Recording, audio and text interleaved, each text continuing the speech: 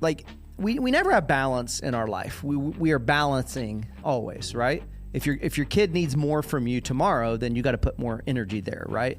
You're never gonna have perfect balance between each of these things. Balance is a myth. Yep. Sometimes they require a lot more, and so like you just have to acknowledge, and this is probably the reason for like, man, make sure you have a good category for margin and that sort of thing. Like, man, I remember 3 years ago, my brother died. It was like, I really had a hard time after that because the energy that I put into each of these, it had to kind of change, and it was like, I was dealing with physical ailments I'd never dealt with before.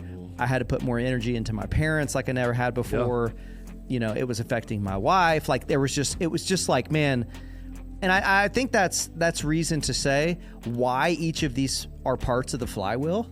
Like, we're not always in control of it, but like, man, if one of these is having a big issue, whether it's your fault or not, right, it is going to be the thing that will dominate your life.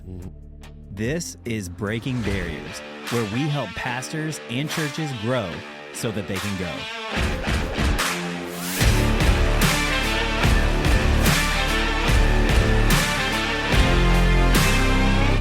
Hey guys, welcome back to Breaking Barriers podcast. Man, we're excited today to be continuing a conversation that this is Pastor Andrew Hopper, had with Pastor Bobby Harrington around organizing your life in a way that actually helps support by your own health, the health of a growing church. One of the things that we've said in last week's episode was that there is no way your church's health and growth is going to outpace your own health and growth. We see that sometimes in the church world, but it inevitably leads to sort of a break somewhere, kind of like a guy on steroids that's getting really good weights in the weight room, but man, he's not doing it in a healthy way, and it ends up outpacing what his body can do, and if something breaks, well, we're talking about this. Hey, fitness, family, flock, finance, man, those things are areas in your life where you need to have a huge vision for growth, and if you have that huge vision for growth, then I think you're going to be able to have your personal health sustain a church that's growing and healthy. Let's dive back into the conversation. Like I said, we talked about fitness, family, flock, finance. We'll use those for right now. Let's talk about fitness. So what kind of vision should a pastor have for their own fitness? So, a couple things I think is important. I'll read a couple of scriptures here. Proverbs 3, 7, and 8 talks about not being wise in your own eyes. We know that. Turn away from evil. But here's what it says. It will be healing to your flesh and refreshment to your bones. And we see that a lot in the book of Proverbs. Actually, Proverbs 4 says a very similar thing. My son, be attentive to my words, incline your ear to my sayings, let them not escape you. But here's what he says. They are life to those who find them, healing to all the flesh. There is something about, that fitness that is about our heart being attuned to what God is saying, and in special revelation, and what he has already spoken in general revelation, that we are both, Adam is formed and breathed into, that he is dust and he is breath. And understanding that we are both breath and dust means that we have got to take just as seriously. And I know what Paul said, hey, the body, that's important. Spiritual is more important. I'm not saying it's not more important. Right. Your spirit, I get that. But dude, high level of importance on the dust part of who we are and on the spiritual part of who we are. So the things that come to my mind are, we almost need to have a flywheel for each one of these, So like, how do they build on each other? The flywheel that I use it's the three-legged stool, man. Diet, exercise, rest. And I think that's true both of your spirit and it's true of your physical health. Spiritual health, man, diet. Are we getting the word in? Is that happening every day? Are we only studying the Bible so that we can preach? I hope not. Are we getting, if you read 3 chapters of the Bible a day, you go through the whole Bible in a year. I hope that guys are doing something like that. And again, there's no legalism here. There's a million ways to do it. I know guys that might study one book of the Bible for 3 months in their quiet time. Like, that's great. I'm just saying, is the word getting in? Are there verses being memorized? Are we exercising those, are we exercising? Are we memorizing? Are we, in group, confessing sin? These are kind of part of the exercise practice. And then finally, you think about rest, and you mentioned that. Are we Sabbathing well? Or at least do we have margin? That's the way I think about it more, man. Is there margin in our life? And then physically, I think about it the same way. Man, what are we eating? It's like, man, we are what we eat. Used to, our country spent very little amount of money on medical care, and we spent a lot of money on food, tons of money on food because it was expensive because food is medicine. Right. Now it's the opposite. We've spent very little amount of money on food and we spend a freak ton of money on medicine, right? So food is medicine. What are we eating? Our exercise routines, do we have goals around those things in our life? And finally, are we resting, man? When we're off work, are we off? Are we getting an adequate amount of just literal sleep? Are we sleeping enough? Those kind of things. So that's what comes to my mind. And what I would say is, do you have a vision for that fitness part of your life? The way I know you have a vision is you've got a mental picture of what 10 years from now is going to look like. I mean, this is all the way back to Schwartz, The Magic of Thinking Big. Okay. Mm-hmm. It's just, when you snapshot your mind in 10 years, okay, I'll be 51. Mm-hmm. What does that look like? And I have word. I'm like, dude, I want to be strong. I want to have, I want to look relaxed. I want to be physically imposing, strong, ripped, whatever you want to say. Like, I want to have this stuff in my mind of that's what it looks like, man. Spiritually, I look like I'm growing in the fruit of the Spirit. I'm softer. I'm gentler with my kids and thinking about grandkids and all that kind of stuff. But I have a picture in my mind of what fitness looks like. Yeah. Yeah, for sure. And I think people are going to be wired different ways. We talk about this a lot. Some people are like super wired by vision. Some people are super wired around the strategy, and some people are really kind of wired around the execution, we need all three of those. For me, a lot of times, if I can just kind of catch that vision, like what you're talking about, then I don't have to create a ton of strategy and execution around it just because I'll kind of naturally do it. Some people are the exact opposite. They really need to focus on that execution just because maybe they're not as naturally disciplined or anything. And I actually don't consider myself super disciplined. I just, the way that I'm wired, if I can catch the vision, then I'm just going to do the stuff. Mm-hmm. For me, one of the things that's been helpful around this is, and I'll do it differently in different seasons of life and different years and everything, but try to identify, because a lot of times people can really over complexify this stuff, because when we get done with this whole flywheel, you're talking about investing in 20 different things, really, So people can make it overly complex. Sometimes I like to think about what are those big rocks? Mm-hmm. Try to simplify a day in this first category. So man, I want, like you said, I want to, whatever it is, I want to read 3 chapters of the Bible. It's okay, that's rock number 1. That's going to take you 20 minutes. I want to. I know you'll pray for specific things on specific days, right? Okay, I want to, so it's okay, we're dealing with some spiritual stuff there. And then it's okay, I want to maybe walk 30 minutes a day. It's okay, that's a big rock, or I want to lift weights for 30 minutes a day. Maybe the goal is I want to get 180 grams of protein a day. Mm-hmm. A lot of times for these different parts of the flywheel, it's only going to be 4 or 5 kind of rocks like that. Mm-hmm. And if you could simplify it down to, honestly, all that stuff probably takes about 70 minutes, 80 minutes for that first category. It can kind of make it not as, because I know there's just people that struggle with their physical health and stuff and working out. Maybe they didn't grow up playing sports or whatever. And so it feels more, you and I were talking about that related to somebody recently. It just feels more imposing to them for whatever reason. Trying to simplify it like that and just say hey, it's really not that complicated. Yeah. You read your Bible, you eat decently, drink some water, eat protein, and walk every day. Right. You're going to be in a better place than a lot of people. Right. So I think that's an important part to try to kind of simplify this down. You kind of maybe get into this with, kind of the vision frame stuff and having a strategy. Yeah, and I don't know if we could do another one on that, but just I think what you're saying is exactly right. Man, trying to break it down. And again, it's about fruit, not watering schedule, is what Larry Osborne always says. And I think that's so true.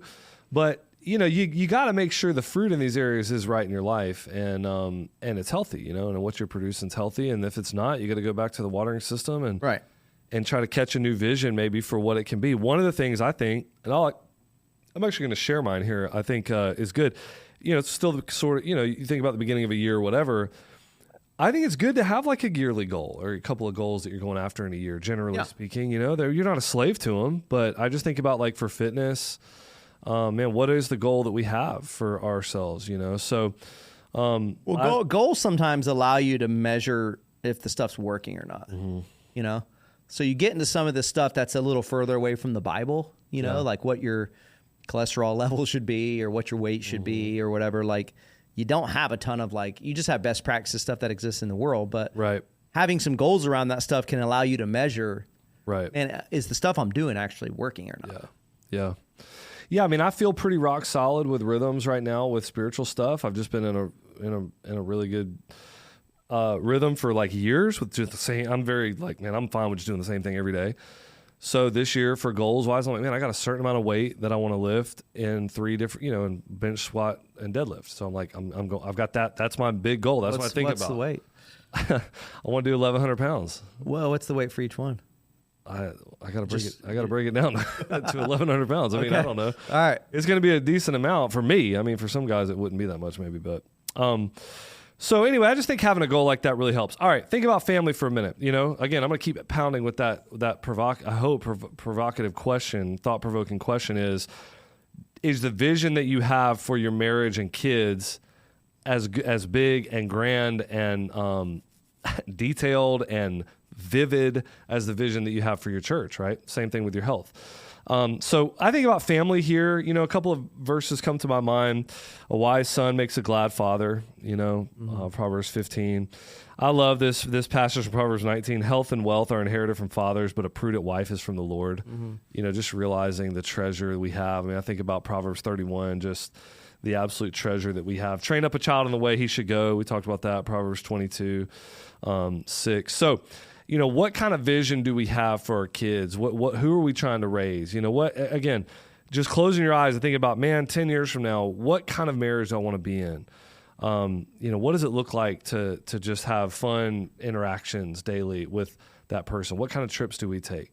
What's our intimacy look like even at that age, or what, whatever age you're at, it's like, hey, what does that look like? I mean, just kind of trying to think through the marriage picture of it. Then the children picture of it. Man, what are we trying to raise? I think having a vision, I was going to read this, just having a vision for what we're trying to raise in our kids.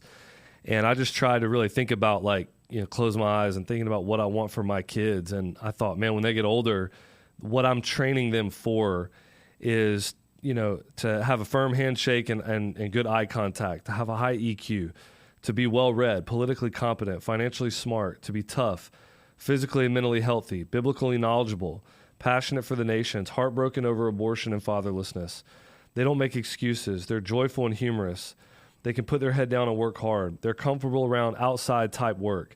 Their family bonds are the tightest on earth. They dream big without putting limitations around what God can do.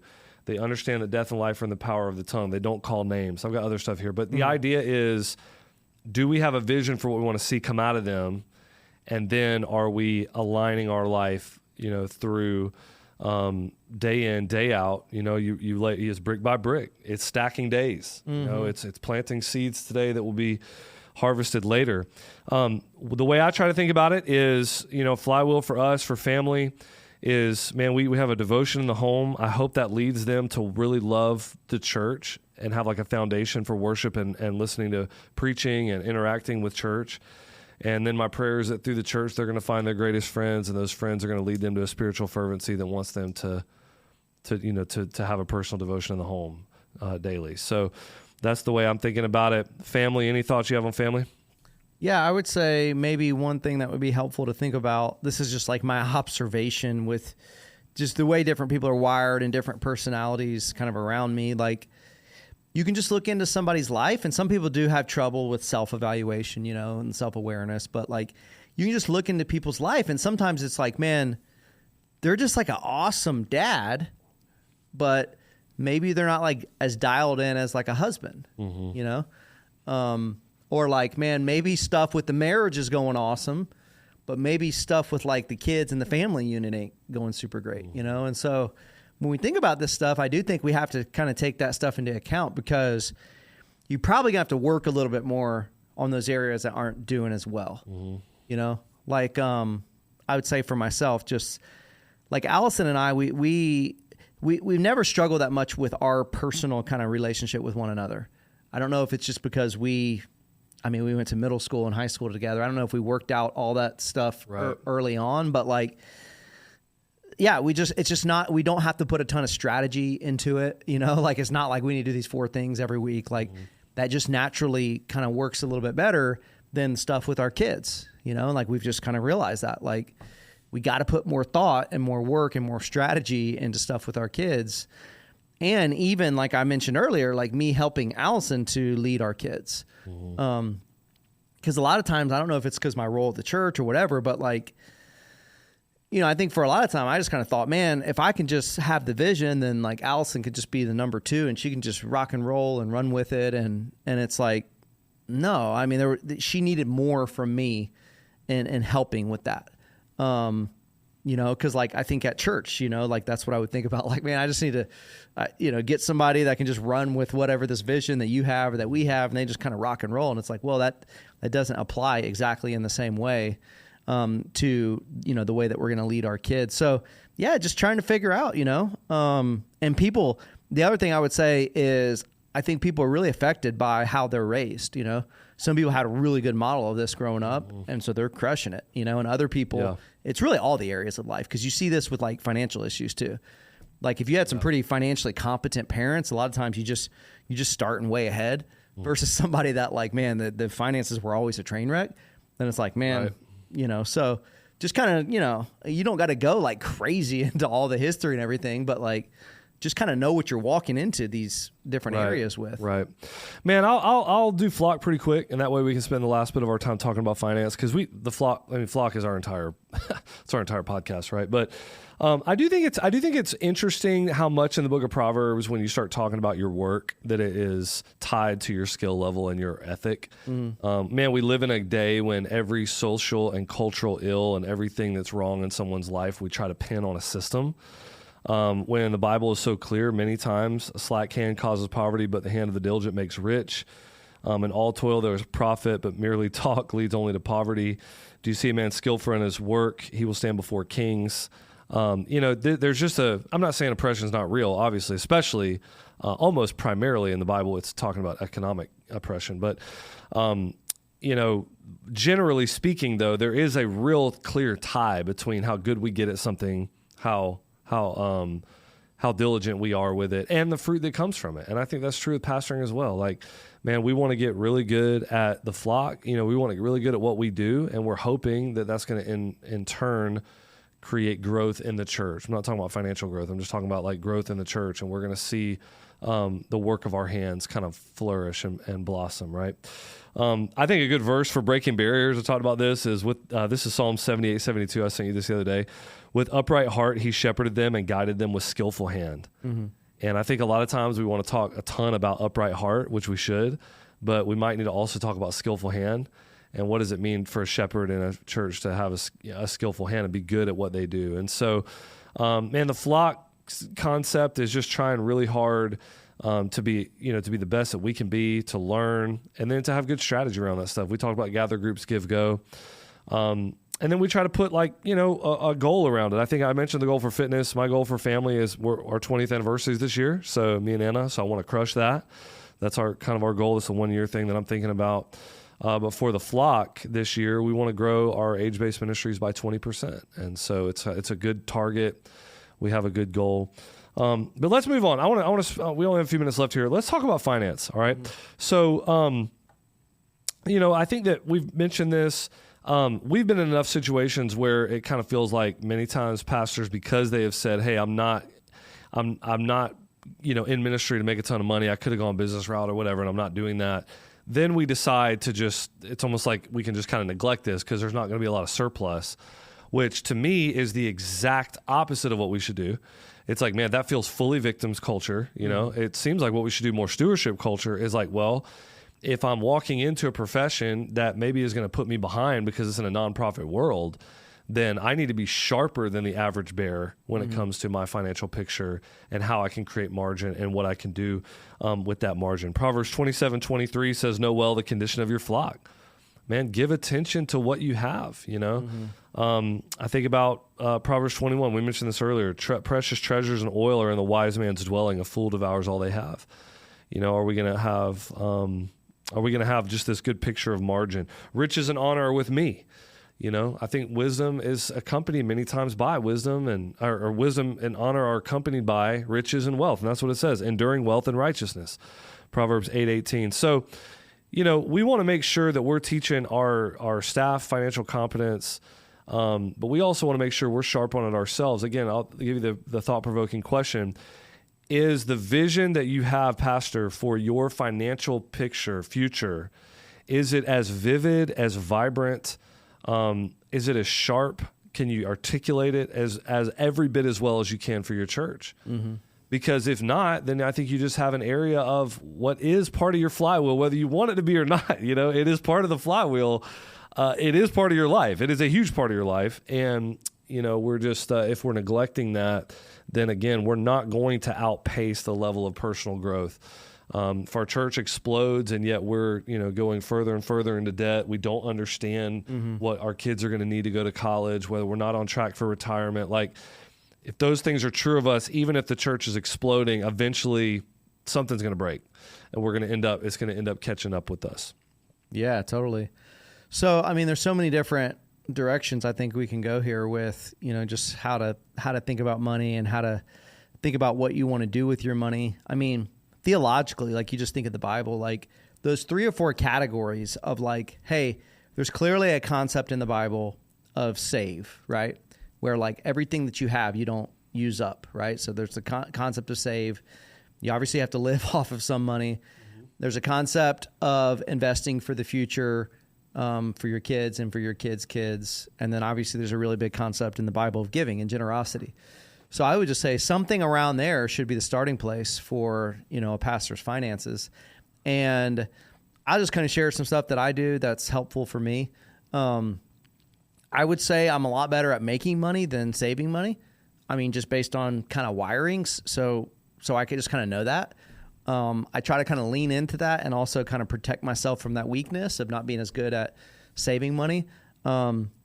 So for me, I just like to have a vision for, okay, if I make $1, like if I earn $1, like what happens to that, like what am I doing for like pre-tax money, like what am I doing in terms of giving?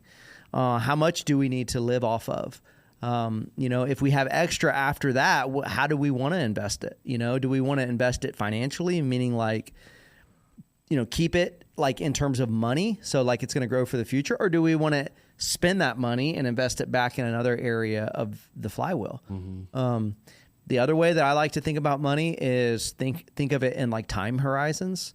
Like, because a lot of people don't, for some reason, they just don't think like this, and it kind of catches up with them when they get older in life, where they have to leave their job unexpectedly. So I like to think in like, it's very similar to a lot of vision stuff that we share. I like to think in like a 2 to 3 year time horizon, like a 10-year time horizon, and then like a retirement time horizon. Right. So, that couple year time horizon, I don't know why, but something in COVID, kind of like when COVID happened and churches shut down and all that, I kind of just got this in my mind. Like, if something happens to you to where you can't do vocational ministry, like you're earning money from ministry, you can't do vocational ministry in the same way, and it's outside your control, like it's not something you're choosing, do you have anything kind of baked in for like, man, how long can you live without a paycheck this week, I guess, Like, I don't know that you need to, at any point in time, have like multiple years of savings or whatever, but like,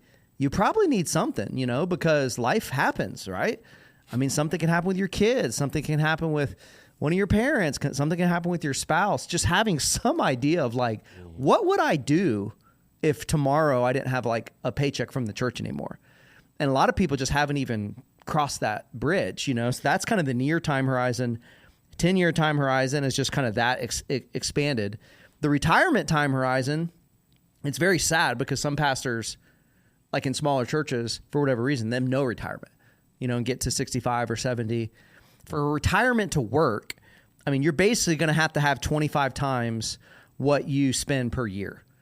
So whatever that number is, if that's 50 grand, man, 50 grand times 25, like it's over $1 million that someone's going to have. So just having that in mind, like you're saying, the vision, right? Only once you have that stuff in mind can you begin to reverse engineer how would I possibly ever get there? Yeah. And I think pastors use the fact that maybe pastors don't make a lot of money, or maybe we didn't start ministry because of money. They kind of use that as an excuse, right, to kind of poorly think about their finances. That's right.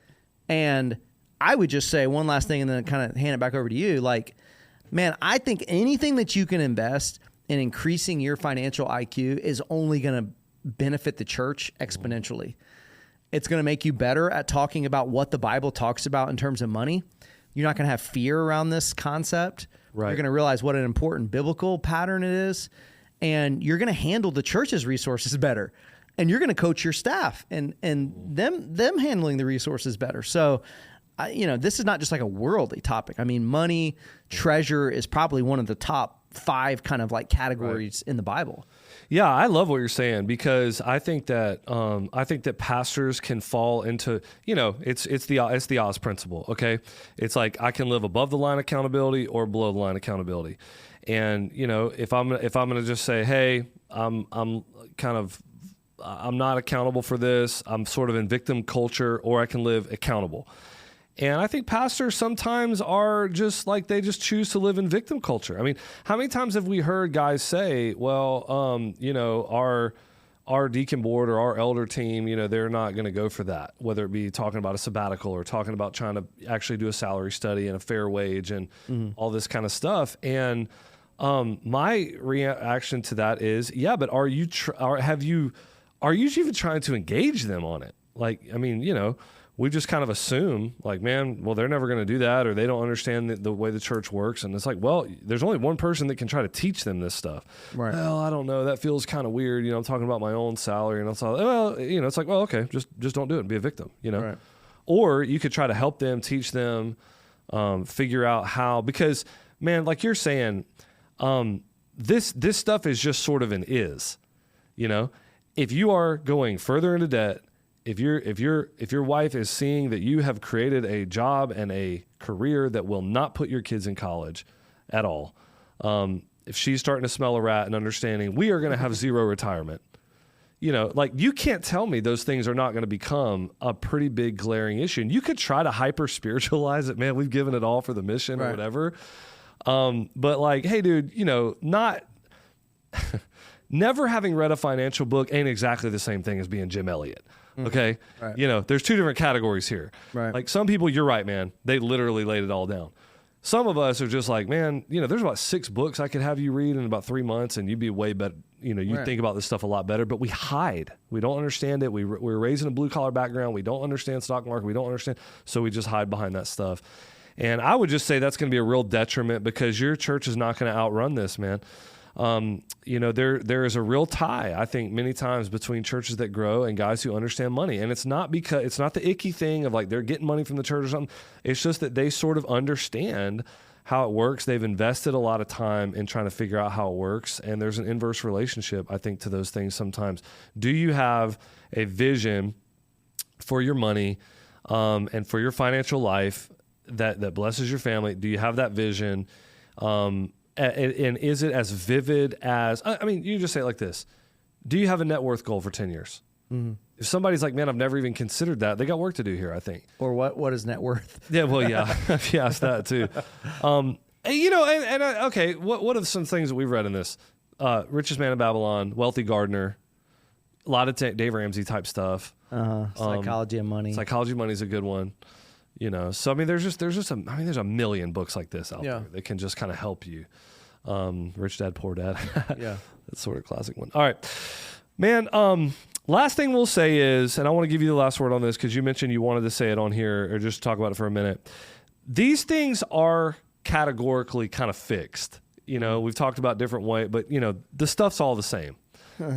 But they do change over the stage of your life, And so my question is like, man, how do you see these things changing, or how should we be engaging them? About the time we get settled in one, everything is going to change anyway, because now you're in a different stage. Right. How do you think about that?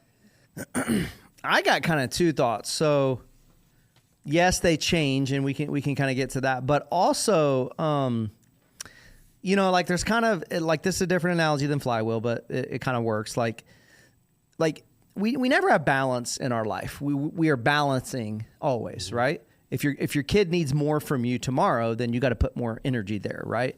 You're never gonna have perfect balance between each of these things. Balance is a myth. Yep. Sometimes they require a lot more, and so like you just have to acknowledge, and this is probably the reason for like, man, make sure you have a good category for margin and that sort of thing. Like, man, I remember 3 years ago, my brother died. It was like, I really had a hard time after that because the energy that I put into each of these, it had to kind of change, you know? And it was like, I was dealing with physical ailments I'd never dealt with before. I had to put more energy into my parents like I never had before. You know, it was affecting my wife. Like it was just like, man. And I think that's reason to say why each of these are parts of the flywheel. Like, we're not always in control of it, but like, man, if one of these is having a big issue, whether it's your fault or not, right, it is going to be the thing that will dominate your life. So like, man, if there's a sick kid or the marriage is on the rocks, or like, man, you could be crushing it and then all of a sudden you're in the hospital and your physical health is struggling, I promise you're going to be almost thinking about nothing else but your personal physical health. Right. So it's one of the reasons it's just so important that these, like you said, these are all and is. Like, you cannot get away from these things. Right. The other thing is, like, man, we have life stages, you know, and like you can't be so, your grasp can't be so tight that these things can't kind of change. The categories are not going to change, right? But like, man, you know, you become more financially secure and more of your money begins to work for you. You maybe have to put less and less energy into that, and you can put more energy into something else. You know, like there's a unique challenge when your kids are young, right? But there's even a more unique challenge when they begin to grow up and all have their own personal issues that you're trying to help love them and pastor them through, you know? And so it's just like, man, there's just stages. And I think to continue to grow as people created in God's image, same thing with your church growing, man, you're going to have to be really humble and really wise when you get up against these next stages, right? Yeah. Like you and I have just both moved into our 40s. That is a unique stage for a man. And if you just kind of enter into that stage being like, man, I'm going to do things exactly the way I did when I'm 30. Right. I was recounting to someone the other day the types of things I would do in my early 30s. And it's just like, I can't do that anymore. Right. If I want to keep doing that, I'm just going to absolutely just crush myself. It's going to break. Something's going to break. So these stages are just like real, you know, like, man, your kid's only going to be in your home so long, right? You know, and most of the time you're going to make more money across your life, you know, like as you get older. I don't know. Anything else you'd add? Yeah, I mean, I just think it's totally right. The stages are going to be different. I think these categories are kind of fixed. And we see examples of this in our church all the time of guys who are just crushing it, man. They're just crushing that move from kids to grandkids or whatever. And we just got to be flexible enough. I forgot to do this. I want to mention it just because I said I would. I mentioned the goal and flywheel for each one of these. I didn't mention it for finance. So for me, my goal this year financially is we do some real estate stuff, investing in multifamily. And so I'm trying to fill a certain amount of doors this year, which I am already thinking I may not hit the goal, but we're going to try. Tough environment out there, dude. And then the way I think about the flywheel for that is ministry, you know, living in a way that my ministry is going to create margin, investing that margin in ways that help us live more and give more. And as we live more and give more, I really think it's going to make me better at ministry. And it's going to help us have more margin. So, all right, hey guys, that's it. Man, we really appreciate you tuning in on this one and hope that it's been really helpful for you. We always have a one-day event coming up that's just right around the corner. And so we'd love for you to check out breakinggrowthbarriers.com. And you'll see our next one day coming up this quarter. And we also have a Facebook page, guys. That Facebook page is lively, and it's a great way to connect with some other guys that are looking to grow and go. Thanks.